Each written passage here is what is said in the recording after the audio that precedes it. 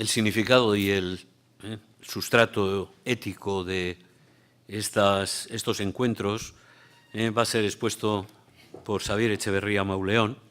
Es catedrático emérito de Ética de la Universidad de Deusto, ha sido director del Centro Aplicada de Ética y responsable del Área de Educación para la Paz de Baqueas. Es profesor visitante de distintas universidades latinoamericanas y una parte de su muy amplia obra está dedicada a distintos aspectos relacionados con distintos aspectos éticos, naturalmente, relacionados con la problemática para una convivencia pacífica que se ha derivado en Euskadi de la violencia del terrorismo. Xavier. Gracias. Para tratar de ceñirme al tiempo del que dispongo, he redactado un texto escrito y voy a leerlo, pues porque así estaré más seguro de no alargarme. En los encuentros restaurativos que estamos presentando en este acto, se dan intensas y complejas vivencias intrapsicológicas, tanto al interior de la víctima como del que la victimó. Se dan también intensas, complejas y difíciles vivencias intersubjetivas en el diálogo que mantienen entre ellos, víctima y victimario. Además, la intención de que sean socialmente conocidos los encuentros les da una capacidad de impacto público, una incidencia en el modo de entender el horizonte de paz. Para recorrer adecuadamente este camino complicado se precisan varias guías. Resaltaré por mi parte una de ellas, la de la ética.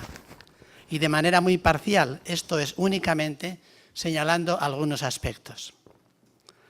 Parto del hecho de que impregnando todas esas experiencias psicológicas y sociales se dan intensas dinámicas morales y de que es en estas dinámicas donde se encuentra la legitimidad, la motivación y la orientación de lo que es bueno hacer tras haber definido lo que no debe hacerse.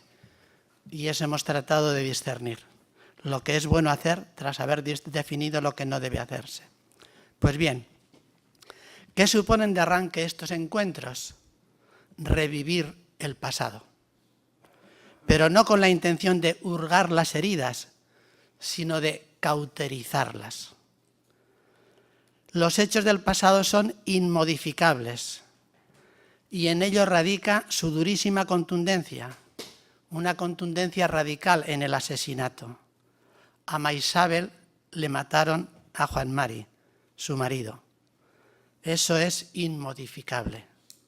Luis, que desafortunadamente no puede estar, participó en su asesinato. La primera exigencia ética es reconocer esta irreparabilidad básica y la asimetría moral decisiva que crea entre la víctima inocente y el perpetrador culpable en todo el proceso restaurativo. Ahora bien, si lo que pasó, el acontecimiento, no puede cambiarse, la vivencia de lo que pasó sí puede ser transformada en la víctima y en el victimario.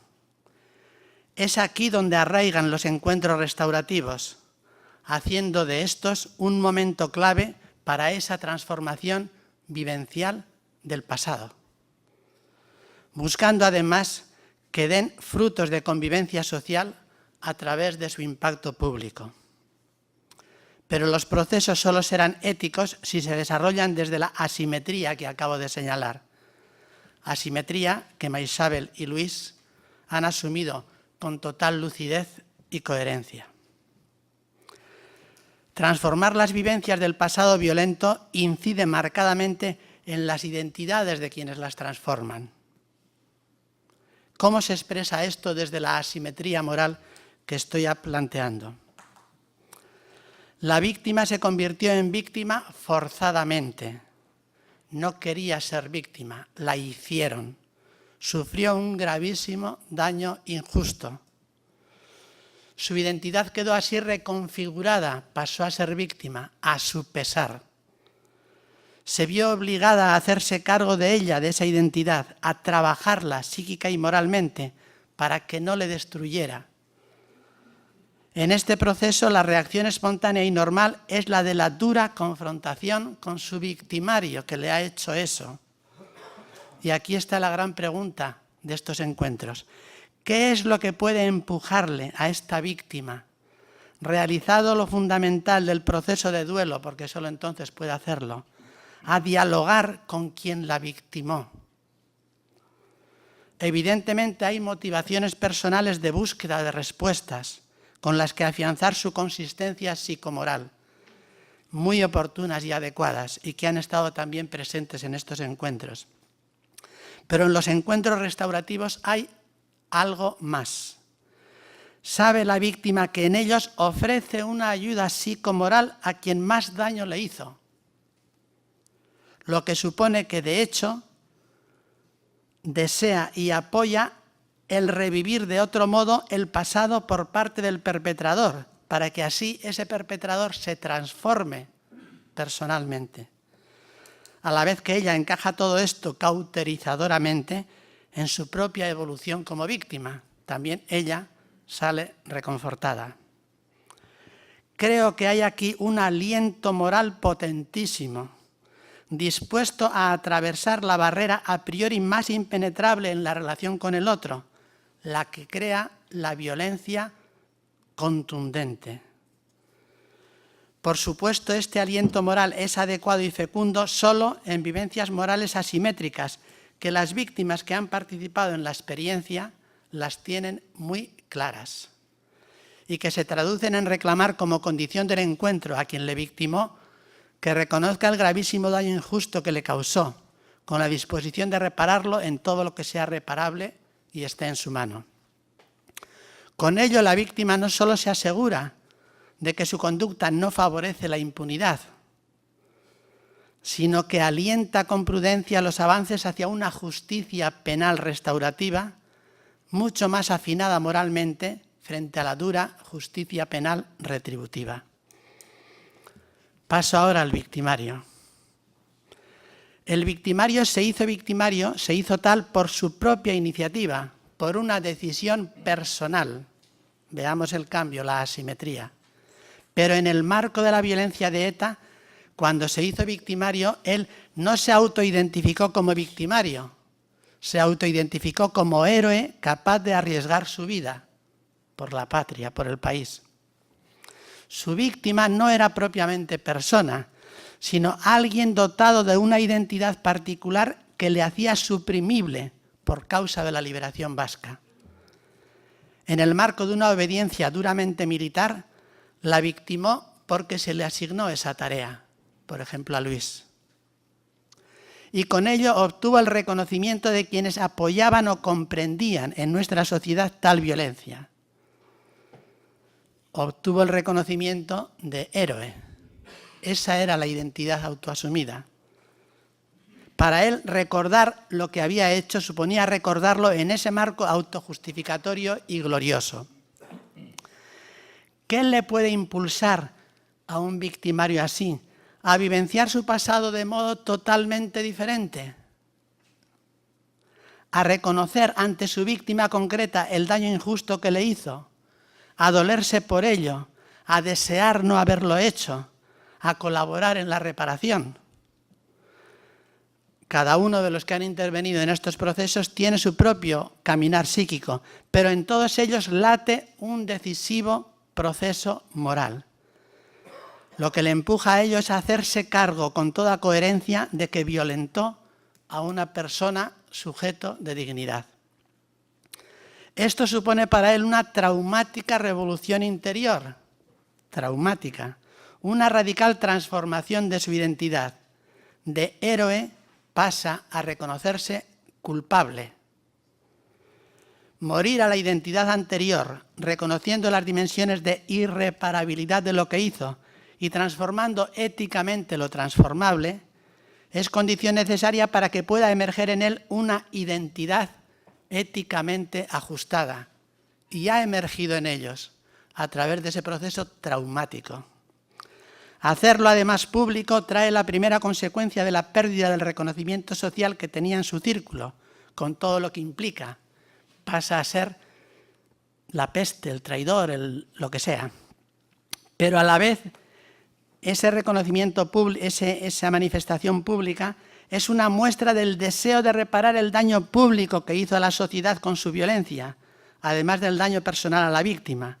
Una muestra de su nuevo compromiso por la convivencia social, llamada a asentarse en estas bases. Y ahora englobo un poco a víctima y victimario, aunque ya estaban implícitamente englobados en la anterior. Quien ejerció la violencia se abre a encuentros restaurativos.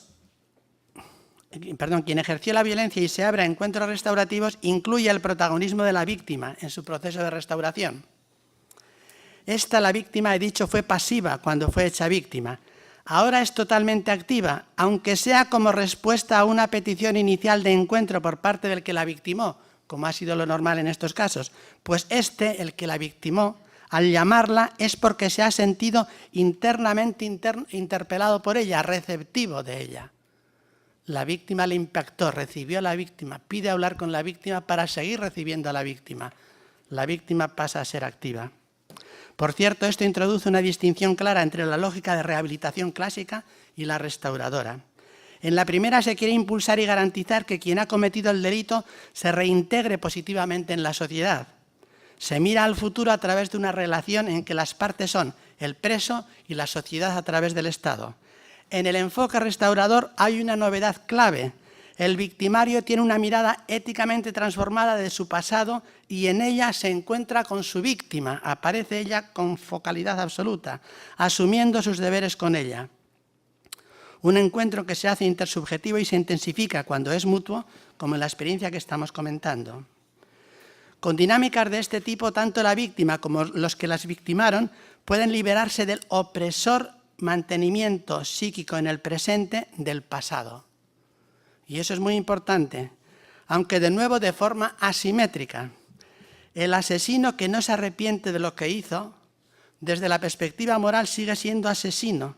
Hace presente en su interior su condición de asesino, presentifica lo que hizo, aceptándolo en el presente, por consiguiente es asesino moralmente, aunque haya cumplido plenamente su condena. El que sí se arrepiente fue asesino en su pasado, con todo lo que ello significó, pero en el presente ha transformado esa identidad. Por eso ETA muere de verdad, no cuando se la derrota externamente, muere de verdad en el corazón de quien fue etarra cuando hace este proceso.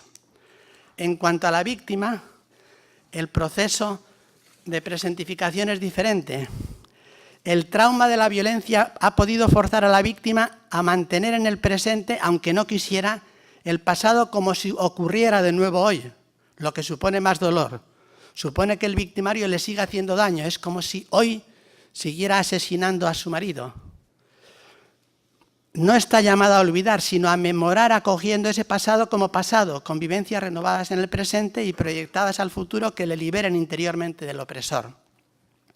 Pues bien, los encuentros restaurativos suponen ya en parte estas despresentificaciones y en parte ayudan a afianzarlas.